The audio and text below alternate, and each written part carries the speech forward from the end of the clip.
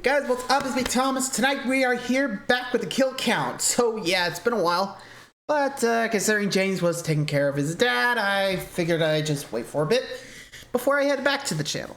Anyway, tonight we got ourselves a kill count recount from Scream. So yeah, don't have to go back and watch the original. So thank you, James. Anywho, so now we're taking a look back at this one, and well, yeah, this pretty much turned the whole slasher genre on its head. So, don't remember exactly how many people died, but we're about to, take a look back at this slasher classic. So be sure to subscribe for more. Hope you enjoy. Let's go.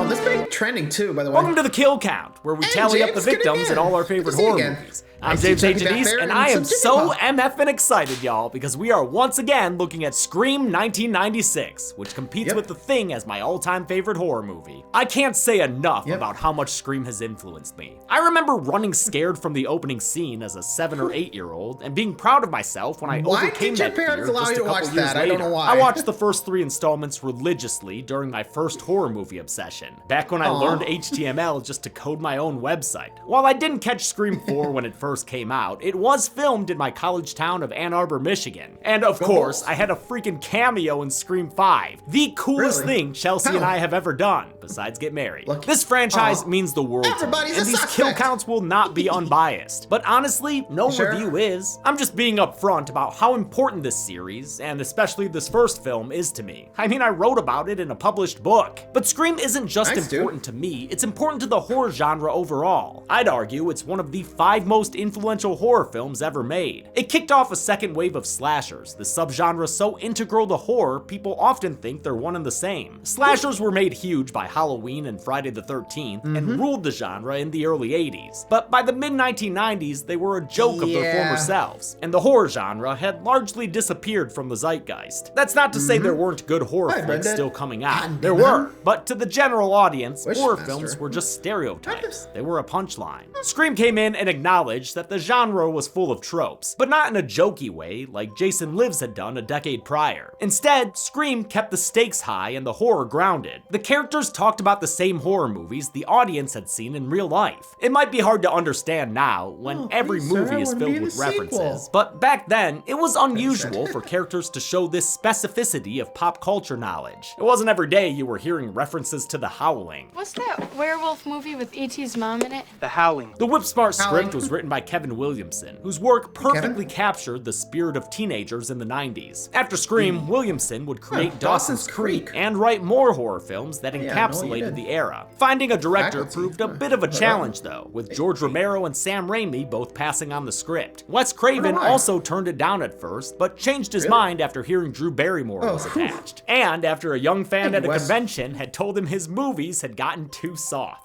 Craven didn't start directing until he was in his 30s, when he made Last House on the Left, a zero-budget rape revenge film. He'd go on to make a few more horror flicks before creating A Nightmare on Elm Street in 1984. That gave the world Freddy Krueger, the biggest horror icon of the 80s. But I guess that wasn't enough for old Wes, since he made another monster hit with Scream a dozen years later. Wes would stick with the series for the rest of his life, with Scream 4 his last directorial effort before he passed away in 2015. Thanks in large part to his efforts, Scream is one of the strongest horror franchises through and through. Every installment gives a sort of state of the genre, discussing and reflecting on horror's tendencies at any given time. The first dissects slashers, the second explores the rules of a sequel, and the third caps off the original trilogy by going full-blown Hollywood. A decade later, Scream 4 came out, guns a-blazing at torture porn and the proliferation of remakes. Another decade would pass before the 5th film tackled so-called elevated horror, and more pointedly, the more recent requel phenomenon. Aside from the first film, no Scream is perfect, but no Scream is bad either. It's great. As for the original, it's one of those movies where everything just came together. It's got a hell of a cast, an engaging whodunit mystery, and fucking Ghostface, man. Everybody knows Ghostface, and his voice. Hello, Sydney. The first 3 Screams were released between 1996 and 2000, and were then directly parodied by Scary Movie later that year. In other words, Scream was the horror subgenre of the late 90s. I used to take that for granted, since I was a kid at the time. But looking back, it's hard not to appreciate its impact. Scream's funny, it's scary, and it was a massive success. And it all started with a phone call. Oh, hey, speak of the devil. Hello? Hello, Jamothy. I want to play a game. Who is this? You should What do you worry mean? less about that and more about keeping your precious count filmable. Wait, what? Huh? Oh my god. What do the you want? hell? It's simple, You want Mr. now? Counter. You get all these sponsorships. Now it's time to prove you know what you're talking about. Answer 3 questions about today's sponsor, Recount, and the kill count script can survive. Is that all? Cynthia, Let's isn't it? do this. If you Pretty say simple. so. What we got? How much battery life do you get on one charge? Huh. Child's 8 play. hours. 8 hours of playtime and 32 hours in the battery case. Don't get cocky. That's just a warm-up. First real question. How many colors do Raycon earbuds come in? Okay. Mine are flare red, and then there's carbon black, rose gold, frost white, and electric blue. 5. Correct. Next, how many 5-star reviews does Raycon have? That would be 50,000. I mean, is this the best you've got? I'm almost embarrassed for you. What's up? Fine. You want a challenge? What are the 3 boy. Raycon sound profiles? Okay, that would be, pure sound, ideal for podcasts and audiobooks. Balanced sound, ideal for music like jazz, pop, and rock. And, bass sound, ideal for music like hip hop and EDM. Boom! Cough up the script, That's it? bitch! Damn it! How do you know so much? Cause I love my Raycons, bro. I use them all the time. From when I'm working to when I'm working out. And they fit in my ear a lot better than I fit through doggy doors. Hey. Fine. Check out Yeah, Raycons you for pretty much yourself have and those- get your own 15% script. off your purchase at the link in the description. Or go to buyraycon.com/deadmeat. Now let's sit back and take a trip to NorCal in the 90s and find out how many kills there were in Scream. Yep. Yeah, this one pretty much changed the genre. Like, a genre that was pretty much getting stale. And ironically was able to balance horror and comedy in a way none really ever did. Like, Freddy kind of didn't start off like that. He just went really brutal before leaning into some of the comedy that we see in, like Dream 3 and 4. Or maybe just 3. But you get the idea, right? And ironically, this was actually released the same year I was born, so pretty much the same age as Scream in a way. Or maybe even older. Damn. That's actually kind of interesting to say the least. Woof. Sorry, but it's so weird when you think of it like that, Remember, I'm born in 1996. Same year as this. So, anyway, time to take a look back at this genre of living franchise and start with the first ever Scream from 1996. Here we go. The movie begins with a phone call. And a gunshot, Oh apparently. man, someone dialed title card! Woodsboro High School student Casey Becker answers the phone to a velvety, sexy voice. She says the caller has the wrong number, but he calls back again anyway. They wind up talking about Jiffy Pop and then about scary movies. You like What's scary your movies?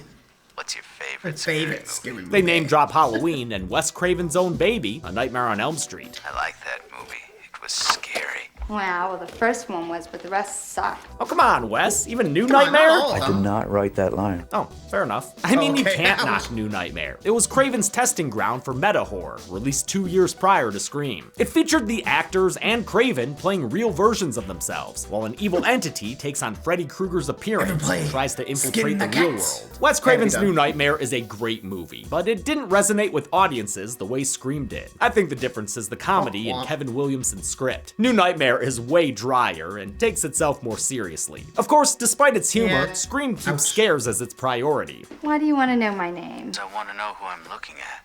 Fucking chills. Eh? This whole opening scene, one of the best in horror history, is an homage Yeah, that's to the a- opening scene okay. of When a Stranger Calls. yeah, Scream's the references inside to other the horror house. movies are way too vast to mention in a kill count. I know I've said this before, but I do hope to make a separate video detailing them sometime. And if I don't, well, I'm sorry, okay? Before you can pull Can't a cover magnum and everything. say pop pop, the caller's voice changes Oh, from shoot. sexy Sorry. to scary. You hang up on me again, I'll gut you like a fish, understand? This threat of home Yeesh. invasion gets Okay, Casey okay, jumping yeesh. scared, and she reaches a fever pitch when she sees her boyfriend Steve Orth tied up outside. The caller tells her she can try to save his life while creating a catchphrase for a puppet. I want to play a game. The game is play Ghostface's Horror Trivia Night. Casey correctly names Michael Myers as the killer in Halloween, but fumbles the ball when it comes to Friday the 13th. Jason! As any pedantic, horror-loving kid knew to annoy their friends with, like me, Pamela Voorhees was the killer in Friday the 13th. Adult Jason showed up in the sequel. And don't even get me started about the hockey mask. Because Casey got it wrong, Steve loses his life. He gets stabbed to death in the dark. The lighting and editing is a little cheesy, but it is a solid evisceration in the end, especially in the unrated version. Them guts be sloppy. Effects for Scream were done by the ubiquitous K&B Effects group. For Steve's death, they made a chair with no back so actor Kevin Patrick Walls could kneel behind it, with his upper half sticking out over a fake abdomen. The belly was filled with rubber, latex, gelatin, and fake blood that then fell to the ground, something the MPAA was not a fan of, which is why it's cut in the R-rated version. With a chair through Casey's window, we're off to the races. There's no place to hide, but Casey arms herself with a knife, and even uses the phone as a weapon when she needs to. Eventually though, while going the distance, Casey's caught by Ghostface. Probably shouldn't have started running in slow motion, Case. That was dumb. The violence here is much more realistic than a lot of slashers, and even more impactful is the emotional moment as Casey tries to call out for her parents. They end up hearing her through the phone as she's stabbed to death by Ghostface. They helplessly listen as their teenage daughter takes her final breath. Even worse is when they come outside. It is not a pretty sight. Casey's death was done in a similar way to Steve's, combining Barrymore and a fake corpse, but this time they made a full body dummy since it had to be hanging from a tree. The death of Drew Barrymore's character was a huge twist for the theater-going audience. The movie had marketed the shit out of her involvement, so it became a surprise and also a reference to Janet Leigh in Psycho, who was billed as the star but died 47 minutes in. Drew had her beat by 34. Interestingly, it was Barrymore's idea to take the role of the cold open victim. She was originally cast as Sidney Prescott, the actual final girl, but changed her mind about starring in the film only 6 weeks before production began. I'm not sure why. Maybe she only wanted to work the 5 days it took them to shoot the opening, which took place in April 1996 at the very start of production. Taking over for her was the 22-year-old Neve Campbell, who had been in The Craft and 2 seasons of Party of 5. Campbell's acting is the bedrock of Scream's success. Sidney Prescott is my favorite final girl of all damn time, even if her taste in dudes is greasy-haired window climbers like Billy Loomis. Sid's boyfriend is played by Skeet Ulrich, whose intensity is only matched by his good looks. He's well known now among a certain audience as Jughead's dad in Riverdale. Billy desperately wants. I wonder if she saw Campbell's acting like, you know what? I'm gonna step down and become the cold open victim and give Campbell here a chance. I mean, fair enough. It worked. At least that's how I see it. It's going down, but you might we'll have to ask Drew about that little theory of mine. Like I said, it's pretty much a guess in my opinion, but if I was Drew, I'd probably be thinking that too, but wow, that rhymed. Anyway, cold open out, moving on. Wants to get into Sydney's pants, but she hasn't been interested in intimate affairs this past year. Sorry about your dry dick, Bill, but try to have some understanding. Sid's still mourning her mom. Only a year ago, Maureen Prescott, wife and mother, was found raped and murdered not far from this peaceful town square. That human highlighter is Gail Weathers, loudest clown at the media circus that descends on Woodsboro High. Media criticism is a big part of the Scream films. Then 30-year-old Kevin Williamson was inspired to write Scream, originally entitled Scary Movie, while house-sitting by himself one weekend. He watched a sensationalized news report about the 1990 Florida serial killer deemed the Gainesville Ripper. He was so freaked out he called a friend for comfort, and they talked about their favorite scary movies. Williamson's script was immediately popular, and a bidding war broke out between production companies. It was ultimately purchased by Dimension Films, which, along with its parent company, Miramax, was founded by the Weinstein brothers, Harvey and Bob. Bob specifically made some major decisions for this film, like releasing it in December and changing its name from Scary Movie to Scream, inspired by the Michael and Janet Jackson duet of the same name. I fucking hate that these fucks are part of this movie's DNA. In my research, I kept having to see the same picture of that nasty ogre and his fuckhead brother. It was gross. Sydney's tragic recent past earns her sympathy from Principal Fonzie in the Woodsboro PD. It's headed by Sheriff Burke, played by Joseph Whipp, who also played a cop in Nightmare on Elm Street. Woodsboro's deputy, Dwight Dewey Riley, is extra caring towards Sydney. That's cause he's the older brother of her best friend Tatum, played by Rose McGowan. Sid and Tatum Tots hang out with the rest of the gang at the Friends Fountain, which includes Grease Bucket Billy, Tatum's boyfriend Stu Macher, and Randy Meeks, the geeky fifth wheel of the group, who makes movie references and talks in silly voices. Did you really put her liver in the mailbox? Because I heard that they found her liver in the mailbox. Not to be outdone by Jamie Kennedy, Matthew Lillard makes sure to choose some scenery himself. Never alone. Ow, liver. It was a joke. And he will choose so much more. I look back at that performance, I'm like, what was he letting me do? Sydney gets back home, which is empty for the weekend. That's a good question. Earlier, her dad told her he was going out of town for a convention. Wonder if it's the same one Rand Peltzer got stuck at. Sid's house, like Casey's, is huge and empty, so she probably shouldn't be there all alone. Not with you-know-who calling around. Hello, Sydney. The iconic voice on the phone was provided by Roger L. Jackson, who would later go on to voice Mojo Jojo in the Powerpuff Girls. Craven never let the other actors meet Jackson, keeping him a scary stranger voice while they filmed their scenes. When I'm working, I have a monitor there, so I can see through the camera's POV, though they can't see me, of course. The caller once again plugs my interview show when he asks Sydney, what's your favorite scary movie? In response, Sydney talks shit about the genre. They're all the same. Some stupid killer stalking some big-breasted girl who can't act, who's always running up the stairs when she should be going out the front door. It's insulting. Her shallow judgment of horror is met with the caller breaking out his scary voice. Do you want to die, Sydney?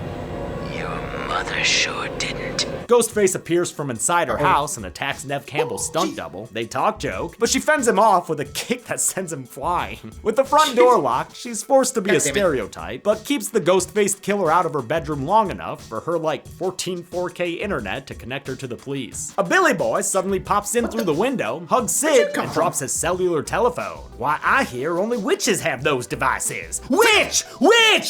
Ah, ghost! Damn it, Dewey, why would you hold it like that? Billy is arrested despite his claims of innocence, and Tatum rolls up in her toy car to be there for her best friend. I love Dewey as this boyish Barney Fife, who reverts to being a kid when he learns that Sydney's staying overnight with them. Does Mom know? Yes, Doofus. He's such a funny leading male character. God damn it, Dewey. What did Mama tell you? When I wear this badge, you treat me like a man of the law. Billy and his werewolf-looking dad maintain his innocence, but Sydney don't know what to think about her boyfriend. She definitely know what to think about Gail Weathers, though, who's slinking around the station looking for a scoop. Gail's been writing a book about the murder of Sydney's mom, but Sid didn't exactly put in a pre-order. I'll send you a copy. If that happened today, I bet someone would make an auto-tune version that went viral. Send you a copy. Bam! Bitch went down. I'll send you a copy. Bam! Sid. Super bitch.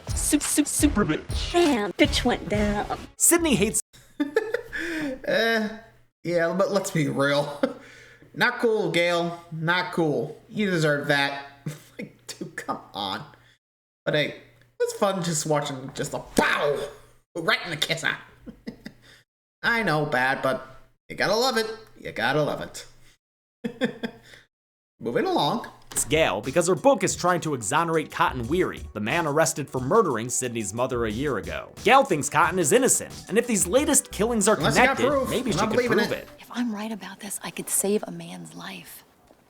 Do you know what that can do for my book sales? Hit you in the face with book sales. She approaches the case through the proudly stated 25-year-old Deputy Dewey. It doesn't take long for her to start whittling her way into his naive heart. Gail and Dewey's relationship is so fun to watch throughout the series, especially since it led to a real-life romance and marriage between David Arquette and Courtney Cox. And it all starts here with this well-written and well-acted conversation. In a demographic study, I proved to be most popular amongst males 11 to 24. I guess I just missed you. I'm 25. You done? I was 24 for a whole year. David Arquette is absolutely hilarious in this role. Dewey's my favorite, man. Hey, add it his to little the ice snore. cream cone while discussing suspects. He even kind of misses putting his sunglasses on. God, he's the best. Dewey was originally written as a more muscly hunk, but after being cast as one of the high schoolers, David Arquette requested he play the deputy instead, partly because it meant he'd get to kiss Courtney Cox. Aside from possibly Drew Barrymore, the 31-year-old Cox was the most well-known of the cast, being 2 seasons deep into Friends. She had to lobby hard to get the role of Gail Weathers, since at first Craven didn't think she could be bitchy enough. Billy is released since his cell phone records are clean, but he's still guilty of being an asshole about Sydney's mom's death. No, it's been a year. Tomorrow. 1 year tomorrow. I know what. I think it's time you got over that. I mean, When my mom left my dad, I accepted it. It's the way it is. Damn, no chill factor at all to this guy. How have you not? The rest of the student body's just as break up bad, with her? flapping their little ghost arms around with Christmas glee. After overhearing some shit talk in the shit closet, Maybe she's a slut, just like her mother. Sydney gets attacked, but she escapes pretty easily. Some people think this bathroom attack wasn't from a real ghost face, but I don't see why it wouldn't be, sure as clumsy as they usually are. In any case, it gets school canceled for the day, and Stu immediately declares he's having a party at his farmhouse. He'll carry all the women there! Principal Himbry's not invited, but he'd be too busy anyway, fondling his hair in the mirror and pointing out Wes Craven's cameo that references his earlier horror hit. Damn little shits. What'd you call me? Huh? Oh. Not you, friend. Oh, Wes, you were so cute. Not sure why you're falling down while filming this, though. Himbry gets killed in his office by a ghost face who was staying late after school. Wonder what club he was part of. Probably theater. How else would he get that sparkly-ass robe? Ghostface's costume is iconic, of course, but they had a hard time figuring out what he should look like. The script simply said a ghostly white mask. Howard Berger of K&B sketched a bunch of initial ideas, but they were way too grotesque and goblin-y to be taken seriously. Luck came upon production while location scouting at the house where they shot Hitchcock's Shadow of a Doubt. The perfect mask was found in a bedroom by producer Marianne Madalena, Wes Craven's longtime producing partner, who was born in Lansing and went to MSU. Go green? Just this once. At first, since they didn't own the copyright for the mask, K&B tried to sculpt their own imitation. Production began with this version, which can be seen in many shots of the opening and every scene with Principal Himbry, since Henry Winkler shot all of his stuff in one day right after they finished the opener. The K&B mask has squintier eyes and a smaller mouth, which is thinner at the bottom, thanks to Scream Trilogy for that info. Craven still preferred the original mask they found in that house though, and eventually they tracked down the makers, Fun World, a small New England company who agreed to let them use it as long as they were always given credit. Being just a simple country boy that I am, I said, okay, that's fine, just be sure that you, in the credits, say Ghostface, courtesy of Fun World Easter Unlimited, our parent company. And send $100. Fun World masks were used for the rest of the production, and are even in the opening scene thanks to some reshot inserts. Everyone in Woodsboro has their own theories about who the killer is behind that mask. Horror expert Randy thinks that Billy's a guilty boy. Stu thinks it's Sydney's still missing father. Basically, everybody's a suspect! Billy lets Randy know he doesn't appreciate the accusation. Stu lets Randy know he does appreciate his earlobe. The town closes for curfew as Red Right Hand plays, the kick-ass dark cowboy song by Nick Cave and the Bad Seeds that was already used in an earlier montage. It would basically become Scream's unofficial theme song, appearing in all of the films but the fourth one. It's also used as the theme to Peaky Blinders, but it'll always be the Scream song to me. As for Woodsboro, it's played by the city of Santa Rosa, located about an hour north of San Francisco. Woodsboro High was supposed to be played by Santa Rosa High School, but even though the school staff agreed to it, the school board shot it down. They didn't really want to glorify violence against children. This isn't necessarily just a case of pearl clutching though. The city, which had a town hall meeting to discuss the school's use in the production, was still reeling from the case of Polly Kloss, a 12-year-old from a nearby town who had recently been kidnapped and murdered. Craven said later on that in retrospect, he understood their concerns, but he was pretty pissed by the last-minute pullout at the time, thus the peculiarity at the end of the credits saying no thanks whatsoever to the school board. Instead, the high school was played by a community center in the nearby Sonoma. An hour into the film, man, you gotta admit, like, the giant, like, it was pretty much like you knew he was holding a grudge with the whole, no thanks to you, school board. Dude, that was just a giant view to them. Like, seriously. Ugh. You think the school board ever regrets that? Like, anyone reading those comments, or if they saw the movie, saw how great it was, and be like, oh, we should have just went with it. But again, I mean, I get what they're going for. They just had someone die, and I guess they didn't want a movie based on their town being, you know, the reason for that. Yeah, I can understand. You know, it's rough. It's rough. You can't blame them. You know, actually, funny thing, I think back when I was younger, me and my family were in Cape Cod. I think we were actually near a house that was used in a film, but I don't remember where. I don't remember which one either, but I do remember there was like one house, like parents said it was actually part of a film. Maybe Jaws? I don't know. Maybe I'm just thinking of the beach thing. But still, fair enough. Moving along. Film, we make our way there, folks. The party at 261 Turner Lane, one of the coolest third act locations for a horror film ever. We spend more than 40 minutes at Stu's spacious, twisty farmhouse, all of which is shot on location at a house now known as the Spring Hill Estate. Located in Tamales, this spacious farmhouse sits on a hill super isolated from anything around it. In one of the top 3 coolest things we've ever done with Deadbeat, in November 2021, Chelsea and I were flown out to the Scream House and stayed there overnight. We were amazed at how much the action of the movie matched the house's real layout. We made a damn good video walking through what happens where. Make sure you check it out sometime. There's no better way to make a party lame though than the presence of a cop and a reporter. Dewey's here to play protector, but Gail's guile gets her into the party with him. You're underage, son.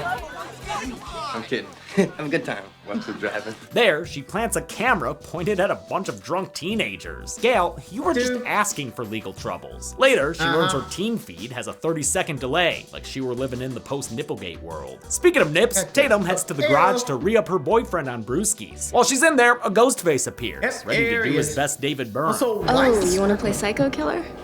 Things start getting serious, enough for a party foul. And after the steel gets broken out, Tatum has no choice but to fight back. Ghostface, you are the sloppiest mess. Look at you, man, you're covered in beer. You're doing clown stunts and shit. Ghostface gets the last laugh when Tatum tries to crawl out through a cat door while incorrectly estimating her bust. She's stuck as the killer turns on the world's strongest garage door motor, and killed when she's crushed against the roof of the garage. Even Ghostface is like, wow, that really worked? This memorable kill was a bit difficult to do. They had to nail Rose McGowan to the inside of the garage door so she wouldn't fall out. She clearly fits through it most of the time. They used a fake body for the ultimate crushing shot, which had to be cut from the theatrical release. The MPAA kept threatening to give Scream an NC-17. Craven and editor Patrick Lussier had to recut and resubmit it 9 times in order to get the R rating. The party clears out as the trash is brought in. Billy Loomis, looking as greasy as ever. Stu offers them his parents' bedroom, and Sid takes him up on the opportunity. She apologizes to Billy for her chastity, saying she was afraid of becoming like her mother. I always forget how much Maureen Prescott's promiscuity is mentioned in this movie. Well, nothing like talking about your mom's sex life to get you in the mood. Sydney finally goes to Pound Town with Billy, which is not what you're supposed to do if you're in a horror movie, according to Randy downstairs. He interrupts a viewing of Halloween to go over the rules of surviving a horror film. No sex is number 1, followed by no drugs or alcohol, and finally, you can never say I'll be right back. Cause you won't be back. I'm getting another beer. You want one? Yeah, sure. I'll be right back. Gail's not into this meta shit, so she leaves with Dewey. He's checking out a car reported on the side of the road. The party dies down more, and the last guests leave after they hear that Principal Himbry's body is hanging from the school's flagpole. In fact, this is why Himbry was killed in the first place. It was a late addition to the script, done solely to clear out the last of the party extras. On their way out, the teens drive Dewey and Gail from the side of the road, and closer together. Ooh, these two about to be horizontally dancing in the dark. The romance is cut short when they find the reported car, owned by Sydney's still missing father. Everybody's a suspect! Sydney and Billy are debriefing from their bone sesh when her suspicions start to match how her body felt a few minutes ago. Aroused. They're quelled when Ghostface appears in the ghost flesh and flays Billy's torso with a knife. He calls out for Sid, then collapses, kicking off an elaborate chase scene through the house. Awesome chase scenes are a staple of Scream movies, and this one starts that motif off strong. Again, check out the video we did to see how much it follows the place's real layout. Sydney winds up falling backwards onto a big old boat mattress, and the sight of Tatum's corpse sends her fleeing from the farmhouse. She takes refuge inside the newsvan with Gail's intrepid cameraman Kenny. Kenny's been around the entire film, just getting abused by Gail. He's played by prolific character actor W. Earl Brown, who also played a morgue attendant in Wes Craven's New Nightmare. Dude put on 20 pounds to play Kenny, since the script had Gail berating him with fat jokes. Ghostface nearly murders Randy Meeks, who's talking to Jamie Lee Curtis on the TV. It becomes meta when applied to his own actor, Jamie Kennedy. Behind you.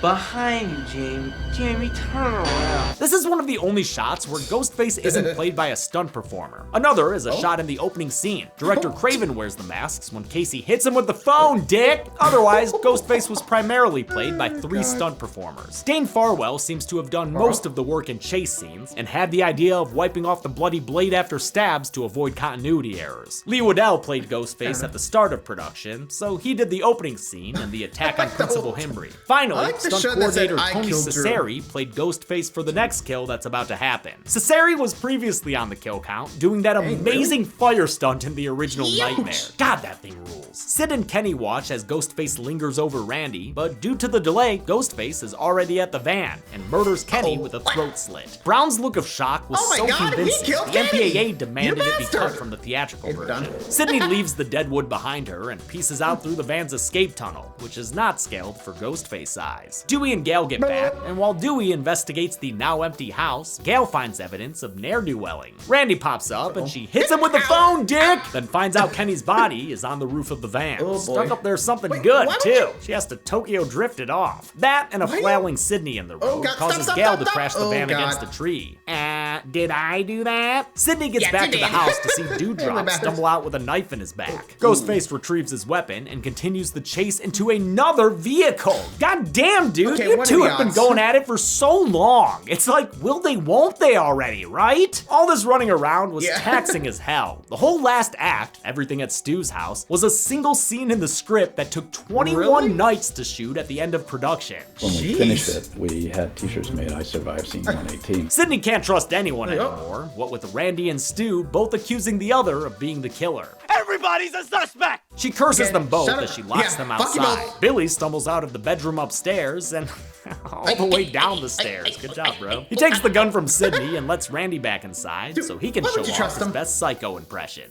We all go a little mad sometimes. With that, he shoots Randy and reveals himself as the killer. It was Skeet Ulrich wearing the Ghostface suit behind Randy a few minutes ago. Billy reveals that all his blood is just corn syrup and that the stabbing was faked. And who was his accomplice, Ghostface, for that ruse? Surprise, Sydney. Yeah, but was it really a surprise? I mean, let's be real. Billy and Stu have looked like murderers in pretty much every scene they're in. Look at that knowing glance! But to be fair, it's easy to say this in hindsight. I literally can't remember a time I didn't know it was them. With the killers revealed, we get a full 5 minutes in hell as Sydney is tormented by these two, who clearly love each other, by the way, or at least Stu loves Billy. It's probably unrequited. They reveal that they're the ones who murdered Sydney's mom a year ago, then framed that guy Cotton Weary. It was fun. While frivolity may have been Stu's only motive, the scene gets more deranged as Billy reveals his. He says his father had been having an affair with Sydney's mother. She's the reason my mom moved out and abandoned me. Skeet Ulrich's seriousness is perfectly balanced by Matthew Lillard's camp. Lillard's playing everything as loud as possible, fucking spitting all over the place. Some people think it's annoying, but I think it's art. It's a scream, baby! Hold on a sec. I'll be right back. Even Lillard has his doubts sometimes, though. I go back and watch that, I'm like, first of all, I weigh 80 pounds.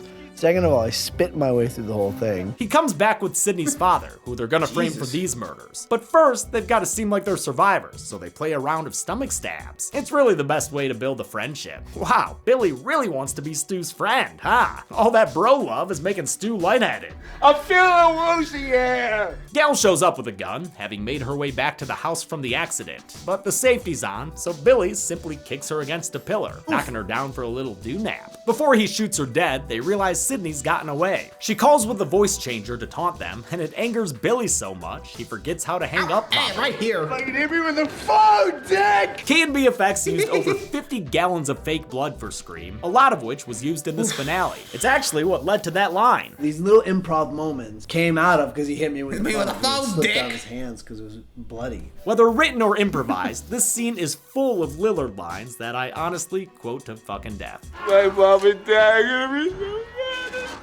Sydney emerges from the closet to stab Billy with an umbrella. That scream from Ulrich is real. Nev Campbell, or the stunt performer, missed the protective vest he was wearing and accidentally actually stabbed him. Stu tags in, but after a tussle over the couch, Sydney breaks a vase over his head and dumps a TV on it, and Daniel fries him to death. Zoinks! I'm gonna go ahead and count him here, even though Stu's survival has long been up for discussion. He returned in an early draft of Scream 3, and Lillard has said he'd love to return for Scream 6, which comes out in just a few months. I wish. Tell the people that make these decisions I'm available. But if he's alive in that movie, I don't want any of you future folks leaving comments saying I got it wrong, okay? I work with what I know. Sydney. Yeah, honestly, not too sure he would have survived that. Not sure what the wiring is in that TV. Actually, that's what's behind the screen, I think. Let's, pretty sure the electrocution would have gotten to him, not the TV. I mean, said he was a little woozy, from the stabs, so not that strong when the TV fell on him. So, yeah, probably would have been enough, Anyway, let's wrap that up. Finds out that Randy's still alive, and Randy's face finds out that Billy's fist is still alive. Sid fingers his wound and is shot down by Gail, but Randy warns them not to get too comfortable. This is the moment when the supposedly dead killer comes back for one last scare. Sure enough, Billy does, but Sydney puts a bullet in his head. She's just a badass like that. All right, who's still living after everything? Sid's dad? Okay, that's cool. Deputy Dewey? All right, even better. Especially since that wasn't always the case. When we shot the final scene, so I came out on the stretcher and I was dead. And then Wes did a second take and he said, you know what, just kind of give a nod or something. It shows that you're still alive. It was a last-minute idea from Craven to keep Dewey alive, and man, am I glad he did. Love my little Thank you. The sun begins to rise as emergency vehicles arrive, and the movie ends with Gail Weathers giving a first-hand report on the Woodsboro murders. How many horror characters should have seen their deaths coming? Let's find out and get to the numbers. Oh, you can just stay right there, though. I'll be right back! Oh, you're dead. There were 7 kills in Scream, a solid single-digit start for the series. The victims consisted of 5 men and 2 women, so a more than 2-to-1 ratio of dudes. This count and gender breakdown was only seen once before, in that Boy Meets World episode I covered. Remember that?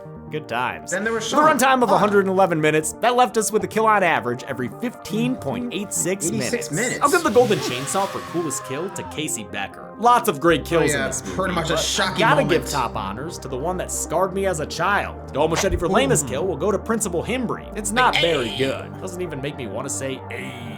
And that's it. Scream came out 5 days before Christmas in 1996. It didn't have a great opening, but it actually made more money in its subsequent weekends, which is rare. Great word of mouth kept it in theaters for 31 weeks, all the way to May.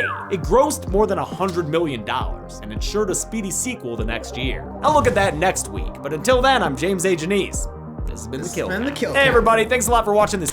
Well, and we're back to the kill count. So we'll be covering the second movie, number 2, next week. But don't worry, I'll be covering some older stuff on the meantime. So, till then, thanks for watching, everybody. Until next time, like, subscribe for more. Good night, everybody.